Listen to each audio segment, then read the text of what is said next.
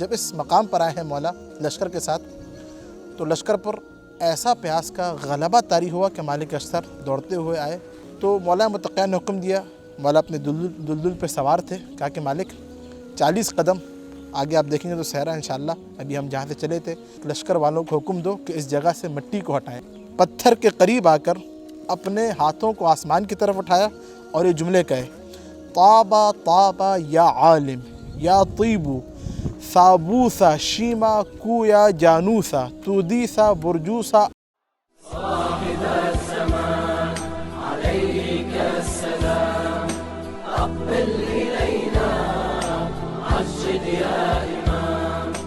اعوذ باللہ من الشیطان اللعین الرجیم. بسم اللہ الرحمن الرحیم وبہ نستعین وہو خیر معین.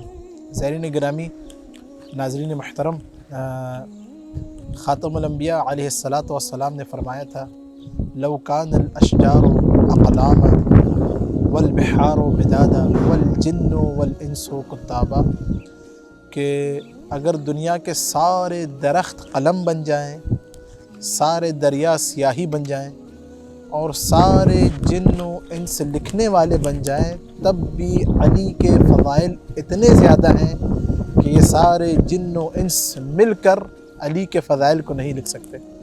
عزیزان گرامی، سرزمین عراق میں کربلا سے آدھے گھنٹے کے فاصلے پر ایک عظیم زیارت ہے کہ جس کو قطارہ امام علی کہا جاتا ہے، اور 14 صدیوں کے بعد بھی 14 صدیاں گزر چکی ہے، آج بھی عقل انسانی جب یہاں پہ آتی ہے تو حیران ہو جاتی ہے کہ علی ابن ابی طالب کا وہ معجزہ کہ 14 صدیوں پہلے جو اصحاب علی نے دیکھا تھا، آج تک وہ معجزہ ویسے ہی موجود ہے. آئیے ہم چلتے ہیں اس مقام کی طرف اور وہاں چل کے آپ کو پوری ڈیٹیل بیان کرتے ہیں کہ یہ معجزہ کیا تھا، کیسے جو ہے رونما ہوا. آئیے بسم اللہ.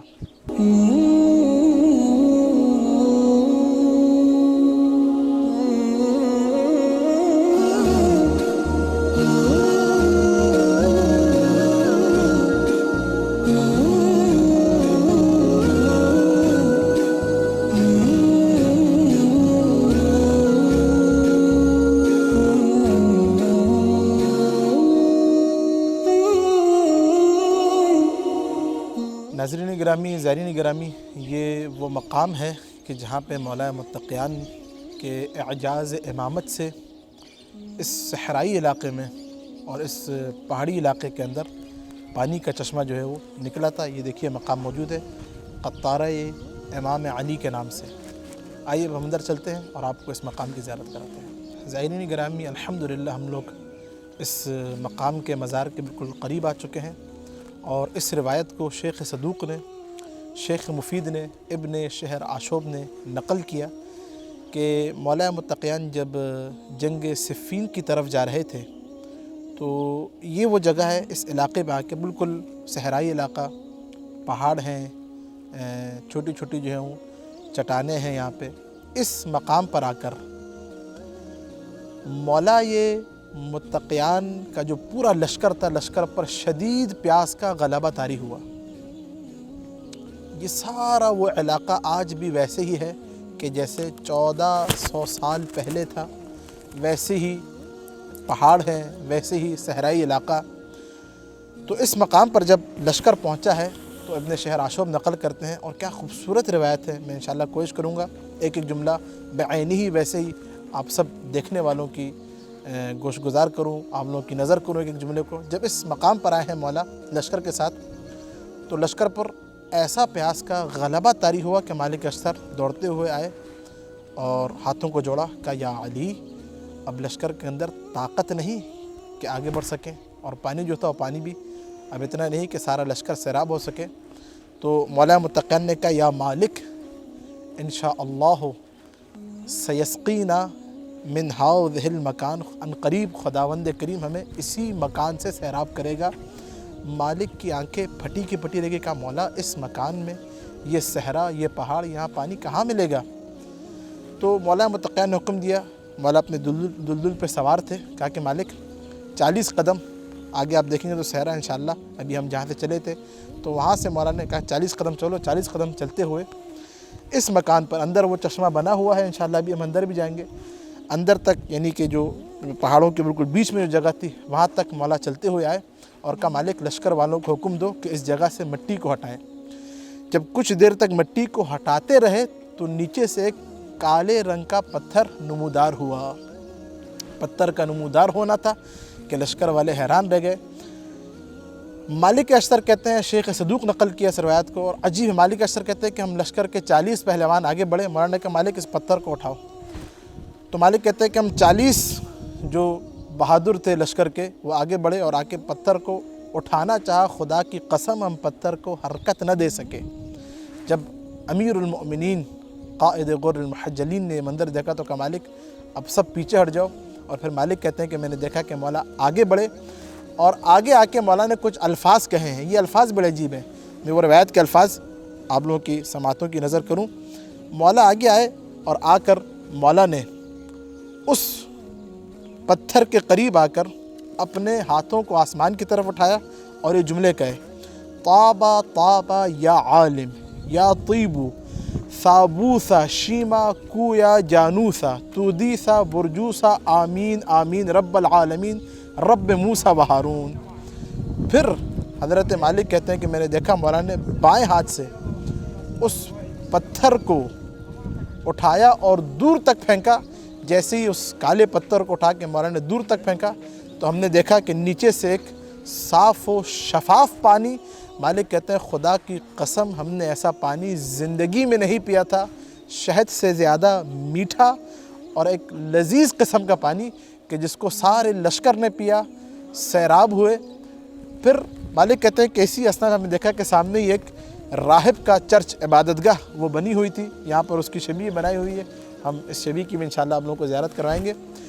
مالک کہتے ہیں کہ مولا نے جو ہے وہ اس راہب کی طرف دیکھا اور راہب کی طرف دیکھ کے علی نے مسکرا کے کہا کہ راہب انت شمعون، تیرا نام شمعون ہے۔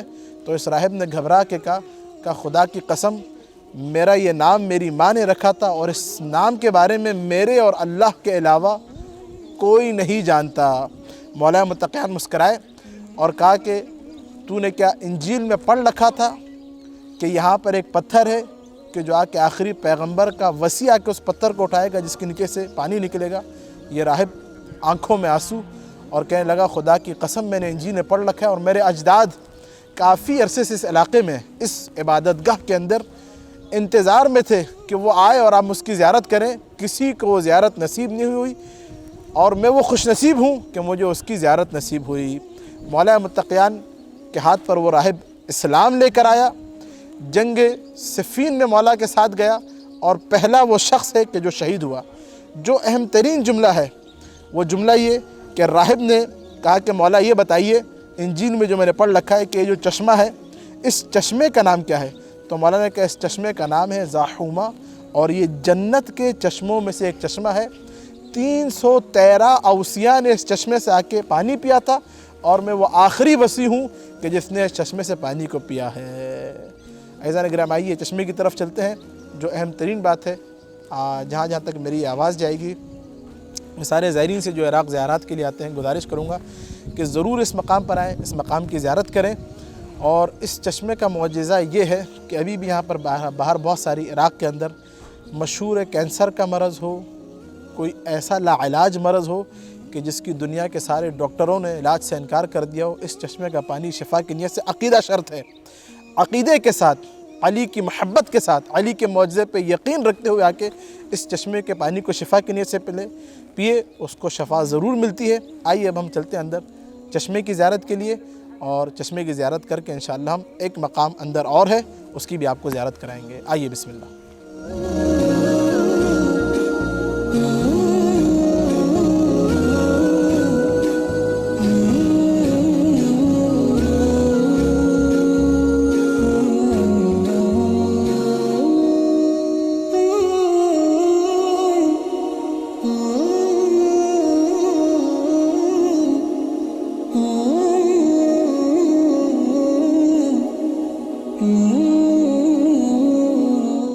زائرین گرامی، ناظرین گرامی، وہ چشمہ کہ جو جنت کے چشموں میں سے ہے جس کا نام ہے زاحومہ، ابن شیراشب نے نقل کیا، وہ چشمہ کہ جس سے 313 وصیوں نے پانی کو پیا تھا، وہ چشمہ کہ جس کا ذکر انجیل کے اندر ہے، وہ چشمہ کہ جس چشمے کو آ کے علی نے نکالا، جو چشمہ بند تھا، جس کے بڑے بڑے عیسائی راہب انتظار میں تھے کہ آئے آخری زمانے کے پیغمبر کا وہ وصی کہ جو آ کے اس چشمے کو نکالے، ہم اس کے چہرے کی زیارت کریں۔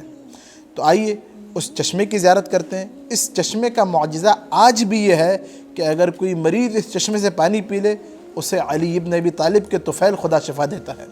اس چشمے سے کینسر کے مریض پانی پیے، شفا ملے گی۔ کوئی بھی ایسا مرض کہ بڑے بڑے دنیا کے ڈاکٹروں نے اس کے علاج سے منع کر دیا، یہاں پہ ایک نہیں کئی واقعات عراق کے اندر، خود مجھ سے ہمارے کئی عراقی دوستوں احباب نے کہا کہ فلاں مرض تھا، قبلہ پانی پیا شفا ملی، فلاں مرض تھا پانی پیا شفا ملی۔ ہر مرض کی شفا خدا نے جنت کے چشموں میں سے ہے یہ چشمہ، اور یہ وہ چشمہ ہے کہ جس چشمے کو آ کے علی ابن ابی طالب نے دنیا والوں کے لیے نکالا، اپنے چاہنے والوں کے لیے نکالا۔ آئیے اب ہم اس چشمے کے بالکل قریب جاتے ہیں اور اس کی زیارت کرتے ہیں۔